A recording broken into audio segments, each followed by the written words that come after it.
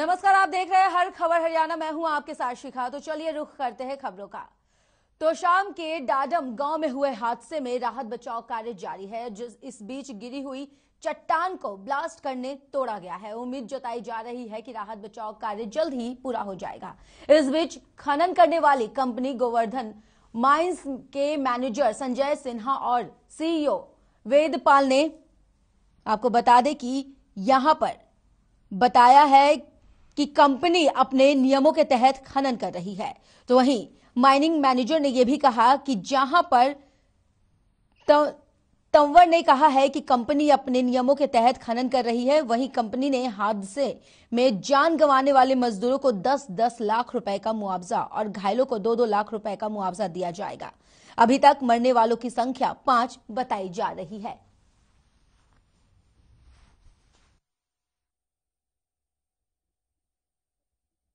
और दोनों तरफ फॉरेस्ट की वॉल है, तो फॉरेस्ट एरिया से हम लोग 20 से 25 मीटर छोड़ करके काम कर रहे हैं। लेकिन ये जो स्लाइड हुआ है, इतना हुआ कि करीब 80 to 90% पूरा लीज एरिया मेरा कवर कर लिया है। हाँ, इसमें हमारे लीज होल्डर का, अपने स्टाफ का, किसी का कोई दोष नहीं है। हम लोग लीगली काम करते हैं। हाँ। फॉरेस्ट के तरफ से आप लोग बोल रहे हैं, ये तो लंबा दीवार था। फॉरेस्ट के तरफ से कोई टुकड़ा भी पड़ा रहता है, उसको भी हम हटा नहीं सकते हैं। उसको भी हटाएंगे तो उस पर से आ जाएगा कि फॉरेस्ट इंक्रोचमेंट कर रहे हैं लोग। ओके।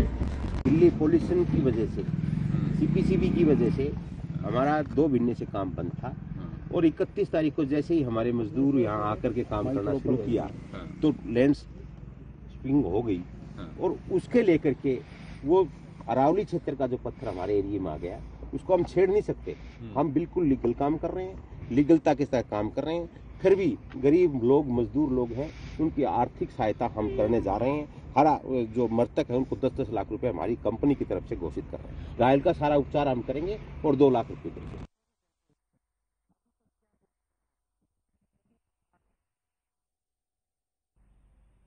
वहीं तो शाम पहुंचे आम आदमी पार्टी के राज्यसभा सांसद सुशील गुप्ता ने डाडम पहाड़ी में चल रहे राहत कार्यों का जायजा लिया।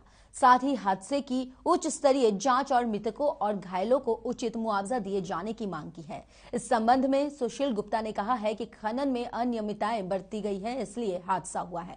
उन्होंने ये भी कहा है कि आप पार्टी, आपको बता दें, उनका यह भी कहना है कि आप पार्टी इस संबंध में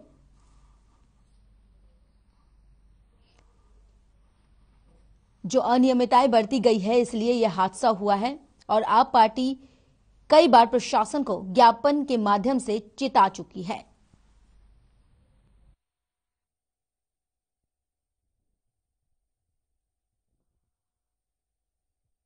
अवैध खनन का कार्य पिछले 5-7 सालों से लगातार चल रहा है। प्रशासन को आम आदमी पार्टी की तरफ से बार बार ज्ञापन दिए गए, सीएम विंडो पे शिकायत की गई, डीसी को के यहाँ धरना दिया गया। सब के सब पैसे में लिप्त हैं और कतई आदमी की जान जब तक नहीं मर गई, जब तक जान इतने लोगों के नीचे लगी, प्रशासन की नींद नहीं खुली। एनजीटी यहाँ पे इंस्पेक्शन के लिए आए तो मिट्टी धक्के दिखा दिया गया कि यहाँ पे कोई खनन नहीं हो रहा। लगातार मौके पे खनन हो रहा है, अवैध खनन हो रहा है। दोषी अधिकारियों के खिलाफ भी कार्रवाई होनी चाहिए और जो गरीब मजदूर मरे हैं उनको कम से कम 2-2 करोड़ रुपए का मुआवजा दिया जाना चाहिए। अवैध खनन का वहीं टीएमसी नेता अशोक तंवर डाडम गांव पहुंचे हैं और हादसे में चल रहे राहत कार्यों का जायजा लिया। साथ ही मृतकों और घायल के परिवार को उचित मुआवजा देने की मांग की है। अशोक तंवर ने कहा है कि खनन में पूरी तरह नियमों की अनदेखी की जा रही है। कई बार ऐसे हादसे हो चुके हैं जो भ्रष्टाचार को उजागर कर रहे हैं। इसकी तुरंत जांच करनी चाहिए। अधिकारियों को खुद ये नहीं पता कि, क्योंकि वो तो लिप्त थे, अधिकारी कोई तबादले तो हुए नहीं। जो अधिकारी आज यहाँ पर घूम रहे हैं वो तो खुद इसमें सारे दोषी हैं। तो मैं समझता हूँ कि उनसे ये उम्मीद करना कि वो कोई इसमें फेयर जांच करवाएंगे या कोई सही सच्चाई बताएंगे, या तो नीचे पता नहीं कितने सैकड़ों लोग दब सकते हैं। ये तो जिस तरीके से पहाड़ क्रैक हो रखे हैं और नीचे चौबे का पानी आ रखा है, ये कोई आज से नहीं है। और हम इस बात को पिछले 5-7 साल से लगातार उठाते रहे कि हरियाणा के अंदर ये 3 लाख करोड़ रुपए का खनन घोटाला चल रहा है, जिसमें यहाँ से लेकर के डाडम खानक के पहाड़ से लेकर के महेंद्रगढ़ हो या फिर यमुना का मामला होगा। वहीं हरियाणा में फिर से कोरोना रफ्तार पकड़ रहा है। अंबाला के साथ 5 जिलों में लॉकडाउन जैसी हालात है, जहां कई तरह की पाबंदियां लगाई गई है। वहीं मुख्यमंत्री मनोहर लाल ने जिला उपायुक्तों के साथ बैठक कर कोरोना की समीक्षा की। देखिए इस रिपोर्ट में।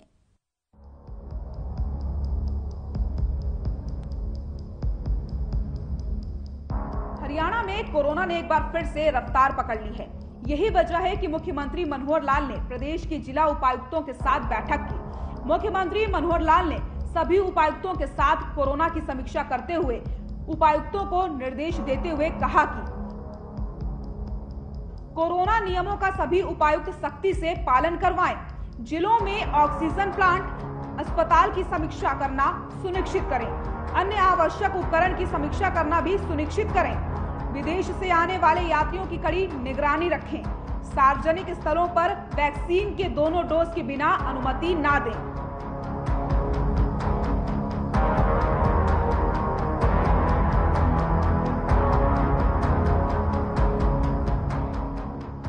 इस दौरान मुख्यमंत्री मनोहर लाल ने कहा कि हरियाणा तीसरी लहर की किसी भी स्थिति से निपटने के लिए तैयार है। आपको बता दें कि प्रदेश में एक तरह से कोरोना विस्फोट हुआ है। यहाँ मामलों में लगातार बढ़ोतरी हो रही है। अंबाला सहित 5 जिलों में लॉकडाउन जैसे हालात हैं। सरकार ने इन जिलों में कई तरीके की पाबंदियां लगा दी हैं। कोरोना के बढ़ते मामलों और इसे लेकर सरकार की गंभीरता का अंदाजा आप इसी से लगा सकते हैं कि सीएम ने इसकी समीक्षा के लिए बाकायदा उपायुक्तों की बैठक ली और कई दिशा निर्देश भी जारी किए। हरियाणा अग्रिम पंक्ति में खड़ा दिखाई दे। चंडीगढ़ से हर खबर हरियाणा के लिए रवि चंदेल की रिपोर्ट। जहां अभी तक लोग कोरोना की दूसरी लहर से पूरी तरह से उभर नहीं पाए थे, वहीं अब लगातार देश प्रदेश में तीसरी लहर ने दस्तक दे दी है। आए दिन कोरोना के नए रूप ओमिक्रॉन के मामले लगातार में यहां बढ़ोतरी देखने को मिल रहे हैं। बच्चे, बुजुर्ग सभी इस महामारी की चपेट में आ रहे हैं। प्रदेश में सरकार महामारी से बचाव के लिए नए नए तरीके अपना रही है, साथ ही नई नई गाइडलाइंस भी जारी कर रही है। लेकिन फिर भी लोग न जाने क्यों लापरवाही ये दिखा रहे हैं। इस रिपोर्ट में देखिए। देश प्रदेश में ओमिक्रॉन का खतरा तेज होता जा रहा है। फिर एक बार लोगों का जीवन अस्त व्यस्त होता नजर आ रहा है। नए साल का आगाज भी पाबंदियों के बीच हुआ है। सरकार और प्रशासन भी अलर्ट दिख रहे हैं। हालांकि लोग अभी भी लापरवाह नजर आ रहे हैं। अगर हम बात गुरुग्राम की करें तो नए साल पर गुरुग्राम में लोग लापरवाह दिखे। नाइट कर्फ्यू के बावजूद लोग नशे में धुत होकर सड़कों पर घूमते नजर आए। वहीं बाजारों की बात करें तो बाजारों में लोगों की भीड़ का नजारा मेले में लगी भीड़ के जैसे दिखने को मिला। आप तस्वीरों में भी देख सकते हैं कि लोग कैसे कोरोना नियमों की धज्जियां उड़ा रहे हैं। देश में अब तक ओमिक्रॉन मरीजों की संख्या 1600 के पार पहुंच गई है। वहीं हरियाणा में भी कोरोना का नया वेरिएंट ओमिक्रॉन तेजी से अपने पांव पसार रहा है। बीते दिनों में कोरोना के मामलों में तेजी आई है, जिसके चलते हरियाणा के कई जिलों में लॉकडाउन जैसे हालात पैदा हो गए हैं। अंबाला समेत 5 जिलों में कई पाबंदियां लगाई गई हैं। गुरुग्राम, फरीदाबाद के अलावा अंबाला, पंचकुला और सोनीपत में नई गाइडलाइन जारी कर दी गई हैं, जिनमें सिनेमा हॉल, मल्टीप्लेक्स, थिएटर्स को बंद करने का फैसला लिया गया है। वहीं दुकानें खोलने और बंद करने के समय में भी बदलाव किया गया है। यानी आने वाले दिनों में अब कुछ बदलाव आपको देखने को मिलेंगे।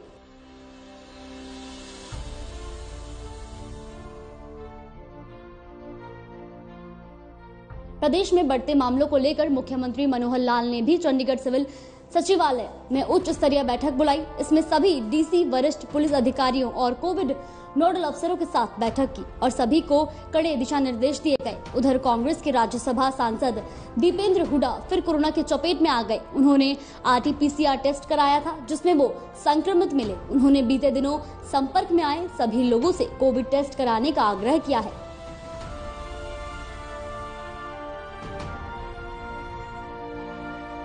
जहां केंद्र और राज्य सरकार कोरोना से बचाव पर जोर दे रही है, वहीं लोग लापरवाह नजर आ रहे हैं। बिना मास्क के लोग सड़कों पर घूम रहे हैं। अब सवाल ये है कि क्या लोग दूसरी लहर के खतरनाक रूप को भूल चुके हैं, जहां कई परिवारों ने इस महामारी में अपनों को खोया था?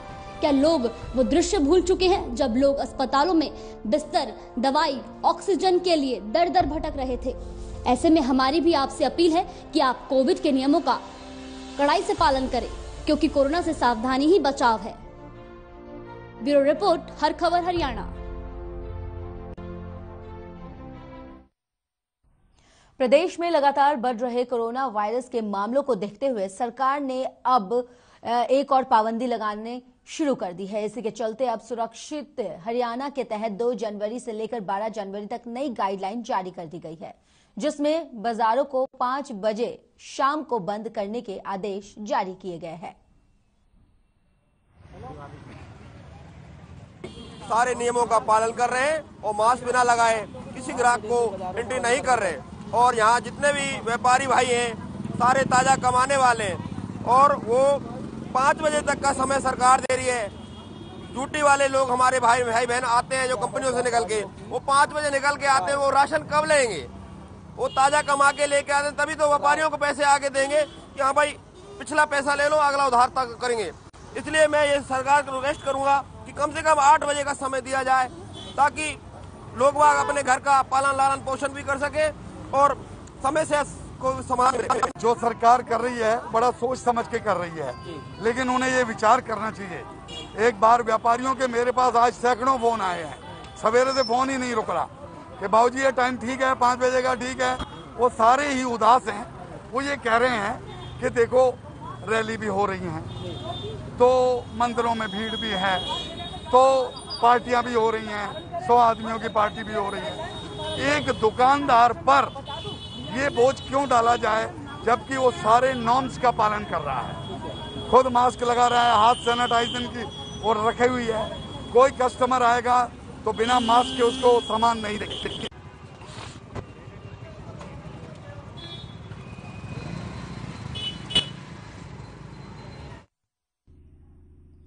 राज्यपाल बंडारू दत्तात्रेय ने पंचकुला में हरियाणा पत्रकार संघ की ओर से आयोजित पत्रकारिता गौरव पुरस्कार समारोह की अध्यक्षता की। समारोह को संबोधित करते हुए कहा कि पत्रकारों को समावेशी सोच के साथ आपस में संगठित होना है और एक पेशेवर के रूप में एक दूसरे के हितों के लिए भी काम करना है। इससे सरकार और प्रशासनिक व्यवस्था में लोकतंत्र के चौथे स्तंभ मीडिया के प्रति संवेदनशीलता बढ़ेगी। वहीं इस कार्यक्रम में मुख्यमंत्री के मीडिया सलाहकार अमित आर्य ने कहा कि हरियाणा सरकार की ओर से पत्रकारों को पेंशन, हर जिले में मीडिया सेंटर आदि सभी तरह की सुविधाएं दी जा रही है, जिसके लिए वो सरकार का आभार प्रकट करते हैं।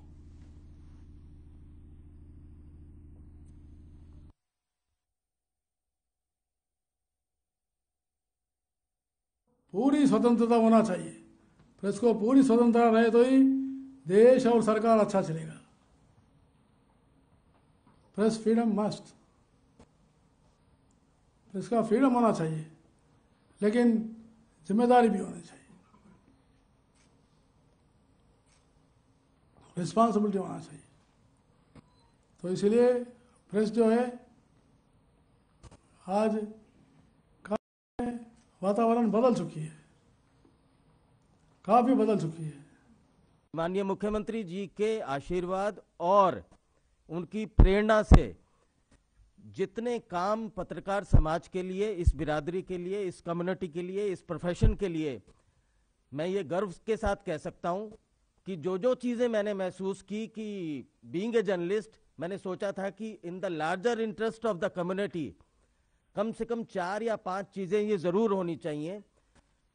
आपको जानकर ये खुशी होगी कि माननीय मुख्यमंत्री जी की प्रेरणा और आशीर्वाद से जो पेंशन का विषय है सर, देश के तमाम सारे राज्य उसको फॉलो कर रहे हैं। हरियाणा ये पहला राज्य बना जिन्होंने बुजुर्ग हमारे पत्रकार साथियों को, पत्रकारिता में काम करने वाले उन तमाम सारे वरिष्ठ लोगों को सर आज 150 से ऊपर या 150 के करीब ऐसे पत्रकार हमारे बुजुर्ग साथी हैं जिनको 10,000 रुपए 1 तारीख को उनके घर पहुंच जाता है। वहीं नूह में चोरों के हौसले बुलंद होते जा रहे हैं। जिले में रोजाना बाइक चोरी, दुकान में चोरी और घरों में चोरी जैसी घटनाएं आम हो गई है। एक बार फिर नकाबपोश बदमाशों ने ऐसे ही बड़ी चोरी को अंजाम देने की कोशिश की, लेकिन कामयाबी नहीं मिल सकी। मामला पिन गांव के ढाणा मोड़ के पास स्थित हरियाणा ग्राम बैंक का है, जहां कुछ अज्ञात बदमाश बैंक का जंगला तोड़कर उसमें घुस गए और आरोपियों ने बैंक के अंदर लॉकरों को हथौड़े और सरिया से तोड़ने की कोशिश की, लेकिन ये नाकामयाब हुए। आपको बता दें कि आरोपी ने बैंक के अंदर लॉकरों को हथौड़ों से तोड़ा और जब बैंक प्रबंधक को चोरी की वारदात के बारे में पता चला तो पुलिस को इसकी सूचना दी गई।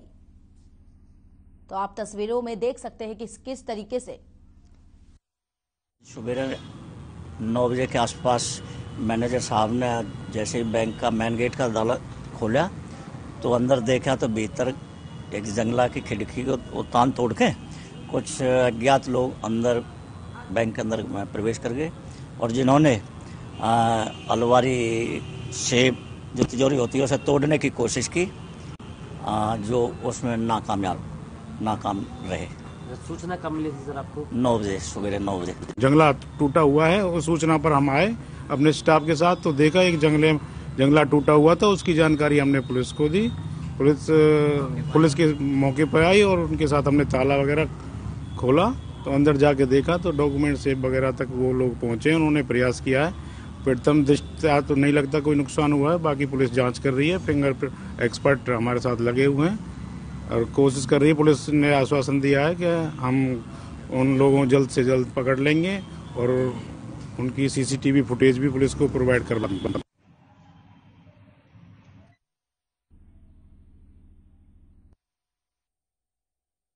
वहीं अगली खबर चरखी दादरी से है, जहां बाड्रा से आम आदमी पार्टी के वरिष्ठ नेता और अध्यक्ष राकेश चांदवास ने एक बड़ी संख्या में ट्यूबवेल ऑपरेटरों से मुलाकात की, जिसके बाद राकेश चंदवास ने लिखित में एक ज्ञापन आम आदमी पार्टी के सह प्रभारी और चरखी दादरी के डीसी प्रदीप गोदरा को सौंपकर इस मामले से अवगत कराया कि जन स्वास्थ्य विभाग के अधीन आने वाले ट्यूबवेल ऑपरेटर को साल 2015 से लेकर 21 तक पूरा वेतन नहीं मिल रहा है। एसडीएम ने 12 जनवरी शिकायतकर्ताओं राकेश चंदवास को, और आपको बता दें कि यहां पर 12 जनवरी को शिकायतकर्ता राकेश चंदवास और एसडीओ सुरेश कुमार जन स्वास्थ्य विभाग कार्यालय में रिकॉर्ड के साथ तलब किए गए हैं ताकि इसकी जांच की जा सके।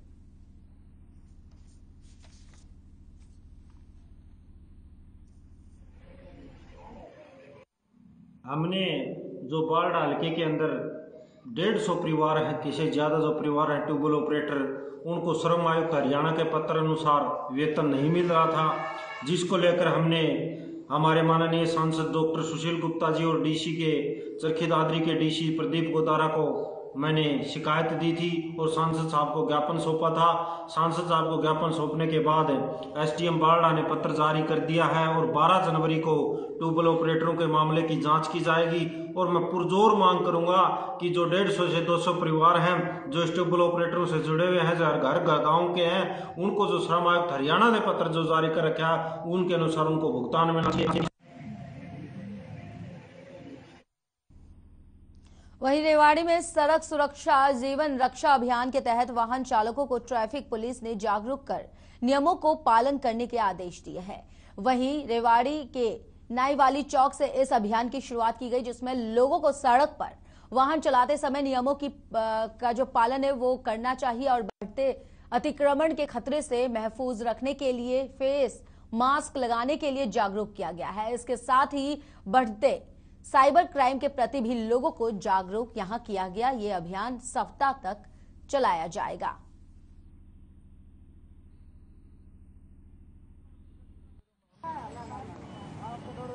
साइबर क्राइम के प्रति जागरूक कर रहे हैं। ज़्यादा से ज़्यादा साइबर क्राइम पर हो रहे हैं, इसलिए हर आदमी का दायित्व बनता है अपने साइबर क्राइम व सड़क सुरक्षा में सभी वाहन चालक या पैदल चलने वाले अपने जो वाहन चालक हैं वो अपने सभी डॉक्यूमेंट्स रखें। पैदल चलने वाले वो अपने मास्क लगाएं। महामारी के मद्देनजर रखते हुए यह अभियान एक सप्ताह तक चलाया जाएगा, एक सप्ताह तक चलाया जा रहा है।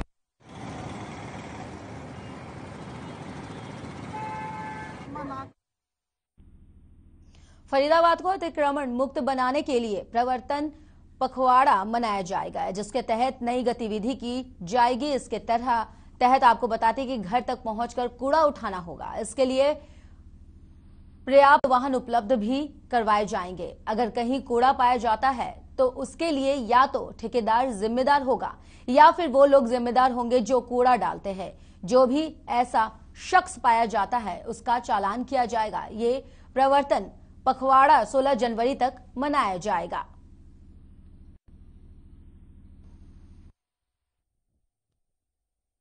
फरीदाबाद बनाने की मुहिम शुरू की थी, उसे हम आगे बढ़ाएंगे। आने वाली 3 जनवरी से यानी कल से प्रवर्तन पखवाड़े के नाम से हम एक नया प्रोग्राम शुरू कर रहे हैं, जिसके तहत हम प्रत्येक घर से कूड़ा उठाएंगे और अगर कोई कूड़े को बाहर फेंकता हुआ पाया गया तो या तो वार्ड के ठेकेदार के खिलाफ कार्रवाई होगी या कोई रिक्शा या कोई अन्य कलेक्शन जो करता है उसने अगर फेंका तो। वहीं सिविल अस्पताल की बड़ी लापरवाही यहां सामने आई है, जहां महावीर कॉलोनी में प्रसव पीड़ा के बाद एक महिला एम्बुलेंस के लिए 3 घंटे तक इंतजार करते रही। परिजनों का आरोप है कि उन्होंने डायल 108 पर कई बार फोन किया लेकिन एम्बुलेंस नहीं पहुंची, जिसके परिजन ई रिक्शा में महिला को अस्पताल ले जा रहे थे कि रास्ते में ही उसकी डिलीवरी हो गई। इस रिपोर्ट में देखिए।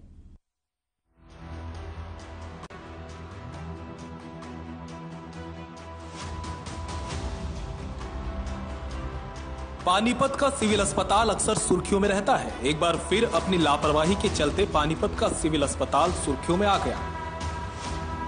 दरअसल पानीपत की महावीर कॉलोनी में एक महिला को प्रसव पीड़ा हुई तो परिजनों ने कई बार 108 नंबर पर एम्बुलेंस बुलाने के लिए कॉल किया।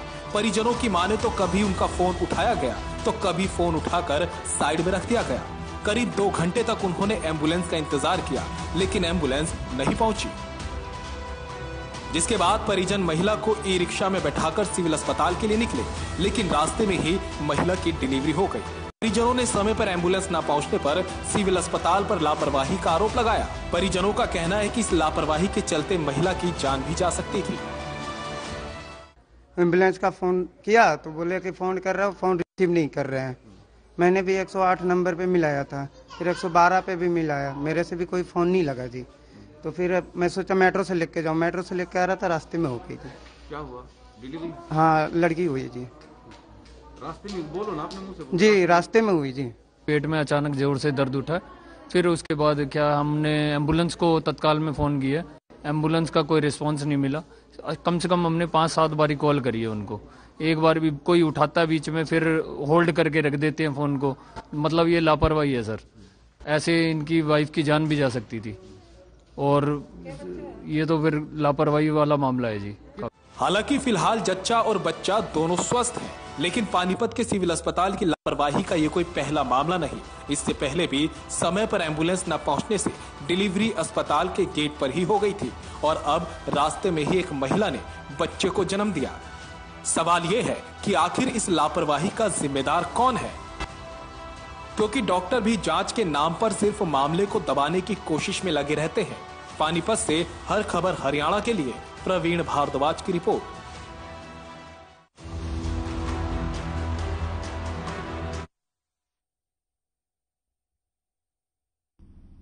वहीं कुरुक्षेत्र में भारत सरकार के प्रमुख रिसोर्स सेंटर ग्रीन अर्थ संगठन ने जल शक्ति मंत्रालय के तत्वाधान में देश की पहली 4 दिवसीय L3 ट्रेनिंग का आयोजन किया। ये 4 दिवसीय प्रशिक्षण कार्यक्रम मंत्रालय के जल जीवन मिशन के तहत हो रहा है, जो अपनी तरह का पहला अनूठा प्रशिक्षण कार्यक्रम है। प्रशिक्षण कार्यक्रम मंथ तीसरे दिन हर घर नल से साफ जल के महत्व को समझाने के लिए कुरुक्षेत्र के बीड़ सुजरा गांव में एक्सपोजर विजिट को लेकर है। राज्य परियोजना प्रबंधक स्वच्छ भारत मिशन ने सहभागी ग्रामीण मूल्यांकन के बारे में बताया है उन्होंने। वहीं गांव में एक्शन प्लान और PRA बनवाया है। आपको बता दें कि गांव में बने 5 पॉइंट सिस्टम कचरा प्रबंधन और जल संरक्षण के बारे में यहां पे बताया गया है।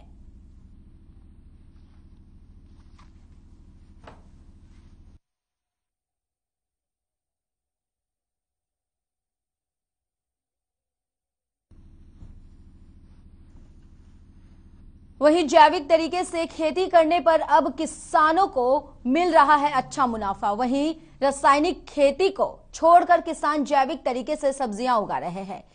कनीना कृषि के क्षेत्र में पहले की तुलना में अब धीरे धीरे बदलाव देखने को मिल रहा है। आपको बता दें कि किसान रवि प्रकाश ने 1.5 एकड़ में जैविक तरीके से गाजर लगा रखी है। उन्होंने बताया है कि इससे कम लागत में अच्छा मुनाफा कमाया जा सकता है।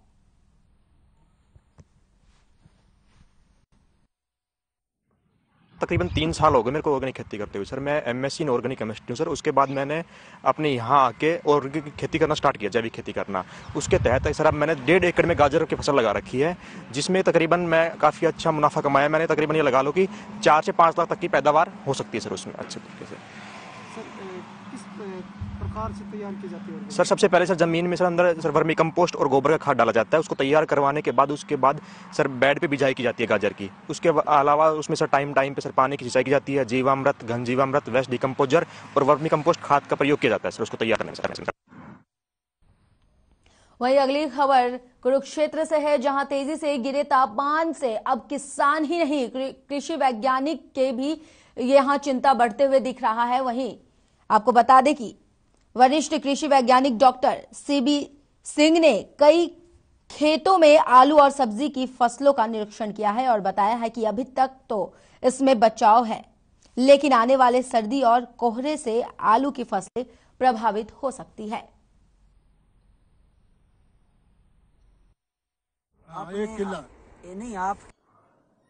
मैं आज चर्चा करेंगे जो हमारे प्रोग्रेसिव किसान आए हुए हैं, वो उनको यही है कि फील्ड में विजिट करा करके उनको ये दिखाना है कौन सी वैरायटी कब लगाई जाए, कैसा है उसका कैरेक्टर हो, और खास करके उनको दिखाने के मेन मकसद है कि वो जो फसल को देख के इनको पता लग जाए और उनको ये बतावें कि फला बीमारी फड़े इंसेक्ट जो है इससे प्रभावित होती है। किसानों ने बड़ी रुचि ली और अंदर आकर के उन्होंने देखा। कुछ लोगों को शक था कि ये ब्लाइट है, जैसा कि मैंने उन्हें बताया कि ये ब्लाइट नहीं है जिसको कहते हैं पछेती अंगमारी, नहीं, ऐसा मौसम में इस तरह की बीमारी कोई प्रकोप होता नहीं। अपना 1 एकड़ में सप्लाई सब 1.5 से 200 लीटर पानी जरूरी है। ठीक, ये कर लेंगे। खबरों में फिलहाल इतना ही। मुझे इजाजत दें। नमस्कार।